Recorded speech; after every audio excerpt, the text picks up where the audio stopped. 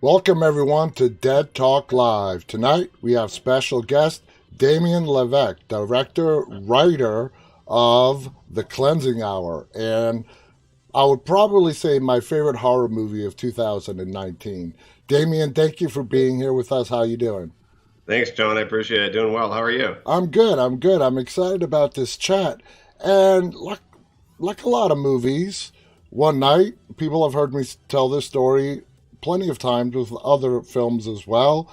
Sat down, just looking for something to watch. I turned on Shudder. I came across this movie called The Cleansing Hour. Of course, you read the synopsis. I'm like, sounds interesting. Let me give it a try. And I loved it. And it wasn't until recently where I started diving into it that I saw that it started out as a short back in 2016. So why don't you tell us how it got from a short to a feature film? Sure. Well, the short, the sort of idea for it was born out of my my long career working in reality TV, editing reality TV. I've been an editor professionally for 15 years or more, and I've always been sort of fascinated by this idea that people are. They take what they see on unscripted television seriously. They think it's real. Yeah. They think it's like a real documentary. In fact, most reality shows are staged to some degree or another. Like from something that's soft scripted where they sort of like write an outline for a scene to something that's full on. They write every single line. And I combined that with my love of exorcism horror and just thought, what if we had some guys that did this professionally and, had a webcast that, hundreds of thousands of people tuned into every week to see. And, it was about, taking, it was a commentary on social media culture, on the internet, on the world that we live in today, the very tech-centric, depersonalized world of the internet. And the short did very well. We went around the world with it to different festivals. And the intention was always to make it into a feature. It was always meant to be a proof of concept for a feature film. So the structure of the short film mirrors the feature pretty closely. The process of going from an 18-minute short film into a 90-minute feature is really all about building out the characters. Who are these people? What's their background? What do they want? And then, taking that concept of a staged exorcism gone wrong, and then just, expanding it into, a movie where, there's lots of twists and turns, and you have the cleansing hour. So you have the feature now. You can see how we did it. And it's an amazing film. And for all our viewers, if you haven't watched it yet, The Cleansing Hour is available on Shudder, even though it's listed as AMC Plus. Is it on both, or is it just on Shudder? Well, so AMC owns Shudder. Mm-hmm. So you can watch it on AMC Plus. If you have AMC Plus, you can stream it on Shudder if you subscribe to Shudder only, because AMC Plus also gives you Shudder as far as I know. As well as Sundance and IFC, yeah. Yeah, all their different channels. You can rent it on iTunes, Amazon, Vudu. You can buy the DVD in Walmart and other stores around the world. It's on Amazon to buy the DVD. In fact, if you want to watch the short film, buy the DVD because the short film is on the DVD. I've never seen the short, so now I know where to watch it. So when you took the short to the festivals, how long did it take, and how were you approached that by, I'm assuming, financiers that we want to pick this up and we want to make this a feature film? The process took about a year to go from a short film into a feature film that was ready to shoot. Maybe a little bit more than a year. And then during that time, I was, working day in and day out to raise the money for it. from a pretty early on, Shudder expressed an interest. They were like, "This is definitely a movie that we'd like to be a part of." Um, I was pretty adamant that they not see the movie until it was done. I don't like showing works in progress to potential buyers. How did AMC Now I have a lot of dealings with AMC. How did they react to that? They were fine. They Okay. understood.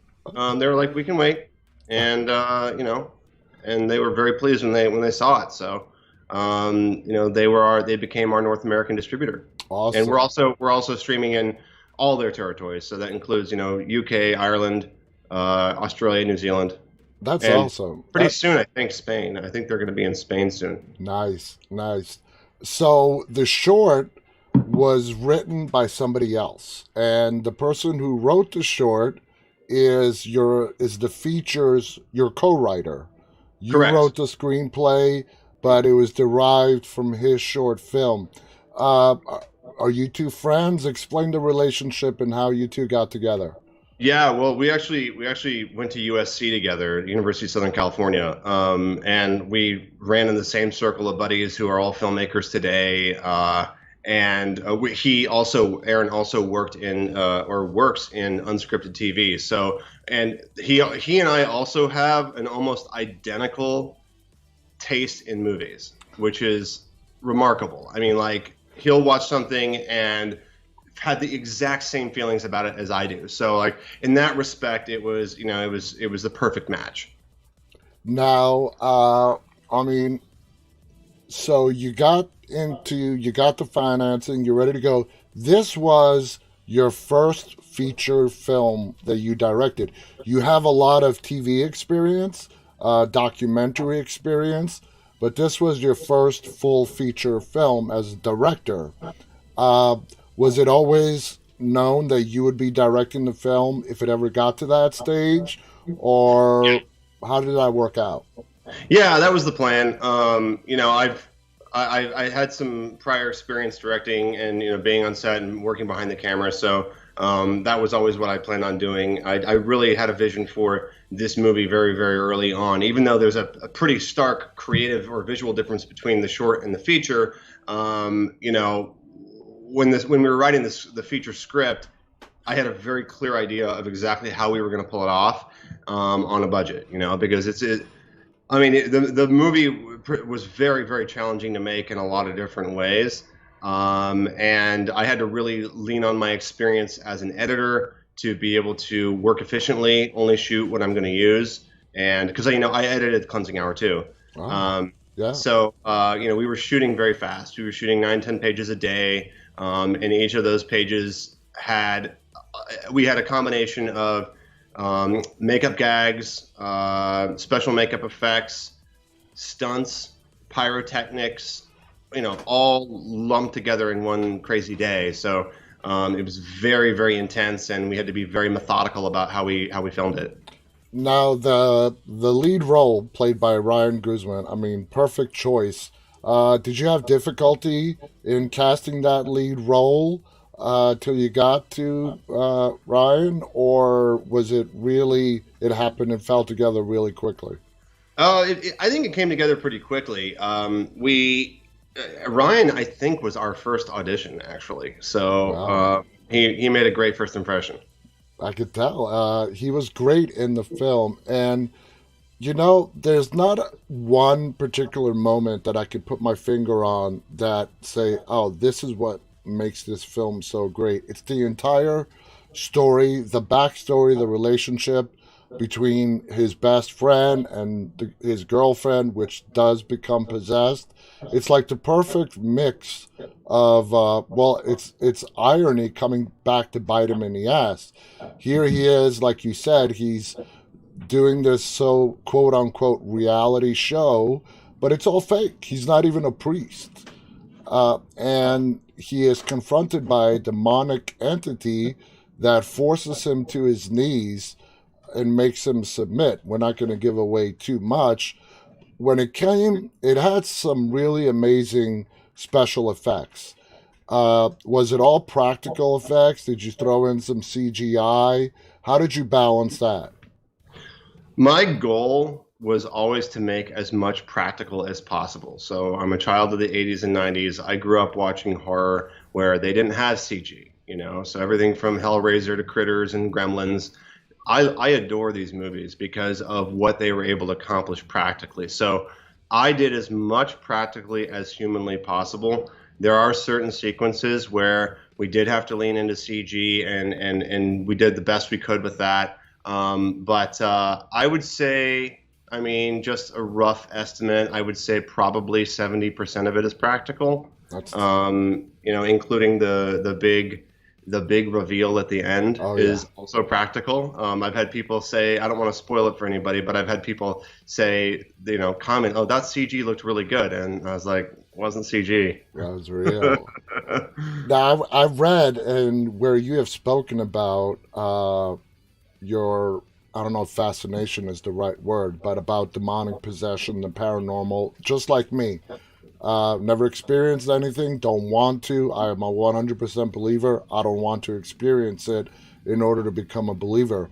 How much of that belief is what fueled the fire for you to write this script and to film the movie? Uh, all of it. I mean, it's the Cleansing Hour is a very deeply personal movie to me. My worldview and beliefs are very, very tightly woven into the narrative, into the characters. I have been studying, you know, I've been studying the paranormal and demonic possession for many, many years, and you know, it's in the screenplays that I write. That is one of the primary subjects. You know, it's like there's always some sort of like spiritual component, and I really enjoy. I really enjoy the examination of how characters respond to this, you know, an unseen entity that can cause them harm. So, like you, I've not experienced anything personally, but you know, I know people who have, and I trust them. I did not kooks. But Hmm. I do think it's a real thing, and Oh, yeah. it certainly did inform the writing and even the directing of the movie. So I take it very seriously. Now, did you have enough information when you started penning this script with Aaron that you felt you didn't have to do any more research? Or was it like, let me get deeper into this, let me do some more research, try to be as authentic, realistic as possible? Yeah, there were a couple things. I mean, as far as like the demon names and stuff that are referenced in the movie, those are all drawn from actual like compendiums of demons. You know, versus you know, Ghostbusters. If you watch Ghostbusters, the demon names in Ghostbusters were all made up, and they Hmm. sound fantastic. But we were going for more authenticity here, just because of the nature of the story. And then, as far as the possession is concerned, my goal was really to try and make it as realistic as possible. So that the gold standard, the bar for possession movies is obviously The Exorcist, right? Hmm. And you know that movie really broke the mold in terms of how possession is portrayed. So what I wanted to do was sort of grow on that and take what they did and make it as realistic as possible. So one of the most realistic depictions of an exorcism that I'd seen in a movie prior to The Cleansing Hour was Exorcism of Emily Rose. Oh, And I great thought that movie. Scott Derrickson did a really great job of portraying like an authentic exorcism and authentic possession. You know, it's obviously based on a true story. Hmm. So we, you know, that informed the way that I directed Alex Angeles in the role. But then also with the makeup, this was another thing that we put a lot of thought into. I really wanted the makeup to not be too over the top. So where you know The Exorcist kind of goes a little over the top with like the spinning head and like the pee vomit and all that. I really wanted it to be like you can really believe that this could happen to somebody. So the changes in her facial structure were all very delicate and slow, and you know, so like you don't notice them right away, right? Like if you A B, you know, minute 80 of the movie with, you know, minute 60 of the movie, you'll see a difference. But if Yeah. you're watching it in real time, it's going to come through slowly. So let's talk about the social media aspect of this film. There's a lot of commentary there that is very real about how everyone's head today is just buried on their phones in social media. And one particular scene or concept of the film that really resonates with me that happens at close to the end is when he gets that blue check mark, that verification. And when I got verified on Facebook, I messaged the whole team, and we all referenced the cleansing hour, except we didn't have to go through demonic possession to get it, you know. But how big, how important was the commentary, the social commentary in regards to social media? How people are obsessed with views and likes, and you wanted to show that in the cleansing hour. Yeah, I mean, it was still very much a thing when the feature script was written in 2016. But sadly and sort of eerily, the movie's very prescient in terms of what it depicts.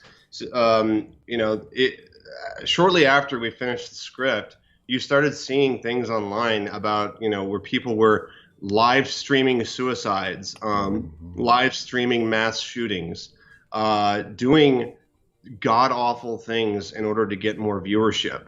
And the movie depicts this, and I swear I wasn't, this is just, we had our finger on the pulse of what was happening in the culture, and it followed what happens in the movie. It does. And you might not know that when you watch it just because of like the timing of the release and everything like that. But, live streaming a suicide, that was a thing that happened several times, live streaming murders. So it is very important. Like that is definitely the underlying theme. It's also, something in my own writing. I always have an underlying theme in my writing. I like to have a movie that's more than just popcorn fun, but also with a message. And I've had some people say, that the internet is the devil. I don't think that it is, but it certainly is a good conduit.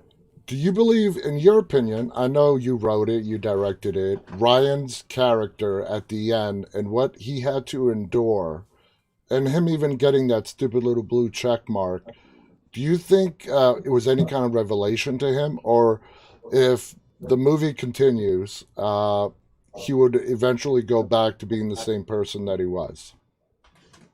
That's a great question. My intention with that character was that he goes back to who he was. Sadly, so many influencers online are so self-absorbed and narcissistic that not even the death of people around them and a traumatic experience like that could rattle them from the clutches, the chains of their social media accounts, and the thrill that they get out of their blue check mark. That's really like the commentary. I'm not saying that all influencers are like that. We all know that there are some terrible people out there. Ryan's character is meant to be the worst of this version, right? And to this soulless guy who would literally sell his soul for fame. So yes, the character, the lead, Kyle's character, Drew, really is sort of the lead because he's the one that changes in the end. He's the one that realizes that he has to break free from this guy. Mm-hmm.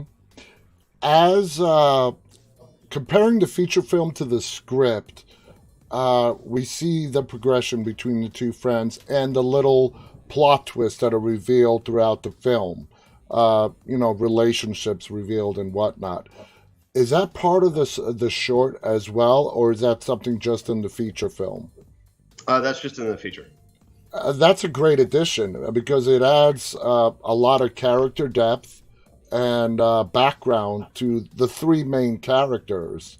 So trying to navigate a demonic possession film where we have a lot of them, what approach did you use to try to make your film different from like The Exorcist or The Exorcism of Emily Rose, which is an amazing film?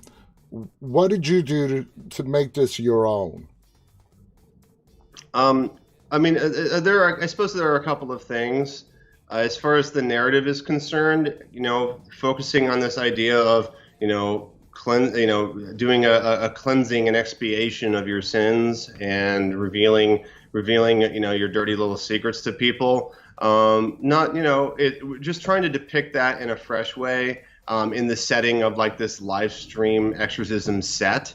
It's been done before, but like doing it in this new way was certainly a way that made it unique and made it my own. I did a lot visually with it, just in terms of the photography. It's a very dark movie. It's supposed to be dark. It's got a very sort of like, smooth look to the picture. It's not too punchy and contrasty. I wanted it to feel, dark and morose, almost like a nightmare. And it does get progressively darker as the movie goes on. So a lot of thought went into how to differentiate this from other movies. The other big component that this has that a lot of, there are movies that Unfriended and, the movies that take place on the screen that show, the interface of your chat windows and, streaming interface. Like Host is a great movie. Host is a great example. Yeah. So we put a lot of time and attention into depicting the live stream. What does their live stream look like,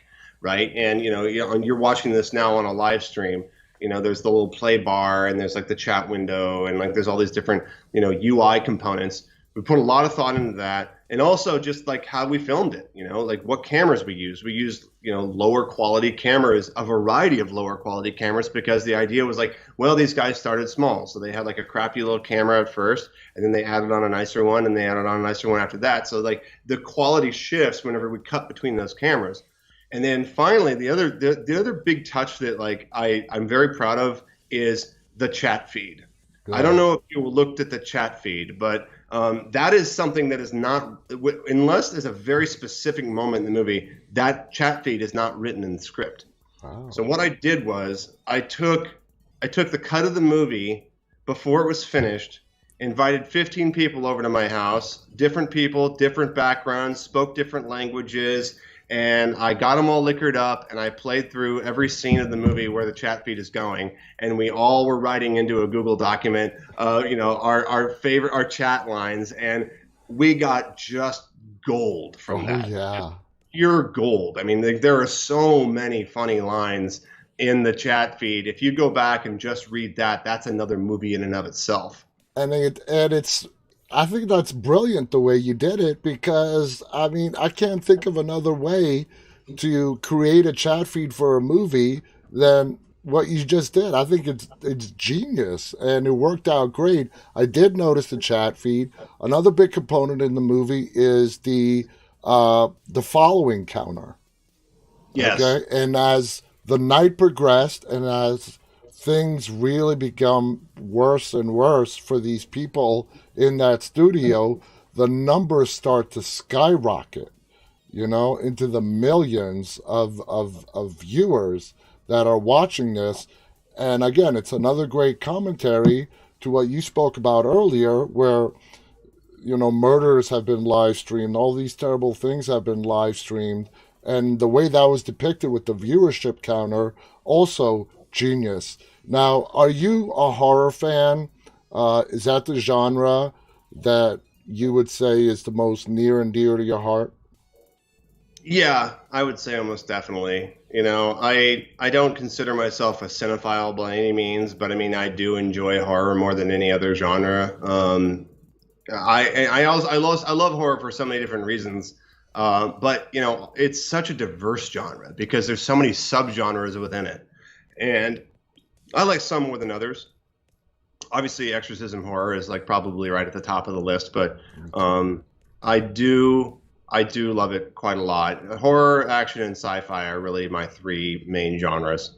Would you say that horror, let's go back to the commentary that you talk about in The Cleansing Hour. Would you have been able to depict that kind of social commentary in a drama or a comedy? Horror is probably the most popular genre for filmmakers, writers, directors to lay out some social commentary. Do you agree with that, or is it just a coincidence? It's social commentary, spiritual commentary, cultural commentary. It's the thing that's great about horror is that you can do it on a lower budget, and you can tell an original story with a commentary that isn't preachy, right? Oftentimes, if you're making a drama or a political thriller, there's a preachy political message in it, and like that's never fun to watch. But if you sort of couch it in this horrific scenario, all of a sudden, the commentary is you don't mind it because you're having so much fun with it. I mean, a great example of this is The Hunt. If you saw The Hunt, I mean, what a great example of, weaving social commentary into a horror film and being okay with it because it's so freaking. When you and Aaron were developing the characters, how did you two work together when you were writing the film, in developing each and every character? Did you guys have a special process? How did it work? Well, initially with the short film, it was pretty simple. I'll never forget it. Honestly, it was July 2015, and we were just sitting on a couch in his apartment, and we were just tossing ideas back and forth, and talking about like who these people were, and like how do they know each other, and like what's their background. And then when it came time to, like expand that into the feature film form, then it was just like, we had an outline, and he did a pass on the script, and then he'd hand it over to me, and then I would do it. We would talk through it and talk about what we're going to change, and then I would do a pass and do those changes, and then he would do a pass, and so on and so forth, until we got to the script we were going to shoot. And it actually went pretty fast as like writing goes, that process. So that's how we did it. So Ryan and Kyle have great on-screen chemistry. Did those two need really any kind of directing when it came to them portraying these characters? Did you really have to step in and say, okay, Ryan, this is how your character goes. Kyle, this is how your character goes. Or did those two meet, really hit it off, and they brought that chemistry onto the camera? I think a couple things. First of all, I am so blessed to have gotten the cast that I got because they are consummate professionals. They are so thoughtful in their process and what they do, and they really showed up ready to go. And they made my job easy in that respect. I never felt like at any moment that these guys didn't understand their characters. So that allowed us to film the movie faster, be more efficient. And as far as their chemistry is concerned, they got to hang out. We were all staying in the same hotel together, hanging out, going to dinner together, doing day trips together. Well, they were. I wasn't. I was busy the whole time. But when we were in prep, they were hanging out together. So I really think that helped them bond. And they took that to set whenever we were filming. Nice. The movie ends in a way where it's not really set up for a sequel, which is kind of rare these days. Almost every filmmaker ends a movie with the hope that a sequel, maybe a franchise, will get started. But this movie ends great, perfectly. Is that how you wanted it? I mean, let's be honest. Every filmmaker wants their movie to be a start of a franchise and the beginning of a sequel and so on. Some movies are better left as a one and done. Did you want The Cleansing Hour to just be a one and done, and that's why you ended it the way that you ended it? It's funny. Both Aaron and I envisioned a sequel for this movie. But by the time I was done making it, you're exhausted. You feel like you've been through, war, and the movie has has the kind of ending that you could imagine that there could be a sequel, but it's not like we're not giving you like the sequel on a platter, being like, here, it's coming. So I've had a lot of people ask me if we're going to do a sequel. I'm open to it, but I've moved on to other projects since then, so it's not on the docket right now. But there is an outline for a sequel, yes. I don't expect you to answer this, but if there is a sequel, the way I see it being done is not chronologically right after The Cleansing Hour ends, but showing us something alongside while the cleansing hour is happening in another part of the world or another Yeah. part of the country, Yes. that is showing maybe this is more than one entity, and let's say it's a legion. I think that's a great idea. I think you should think Yeah. about that. Yeah. I'm gonna write Anyway, that down. Damien, this has been fascinating. For anybody who has not watched the film, it's called The Cleansing Hour. It's available on AMC Plus, Shutter. Uh, as Damien said, it's pretty much available around the world in the countries he mentioned at the beginning of our broadcast. You won't be disappointed. This movie is scary. It's got a great story, great acting. You did a fantastic job. Moving forward in your career, do you want to expand? Is there any thoughts of you expanding outside of horror, or is your passion to stay in horror filmmaking? I do want to expand outside of horror. I have, like I said, I like action, so I wrote an action movie last year, and I would love to direct an action movie at some point in my life. I think that the sort of the pinnacle for me would be to direct a reboot of the Alien franchise. Ooh. Alien is one of my favorite movies of all time. Alien and Aliens, and I have an idea for a new Alien that I Now, would that I want to write and what I would love to direct. is it a reboot or a remake? Your idea? A reboot. Nice, It'd be a nice. reboot. It takes place. It basically would take place, 50 years after the second movie. That is awesome. I mean, we it's been so long. I mean, yeah, we've gotten all the Predator versus Aliens movie, but an aliens only movie would be fantastic. Damien, thank you so much. Any final thoughts you want to share before we go?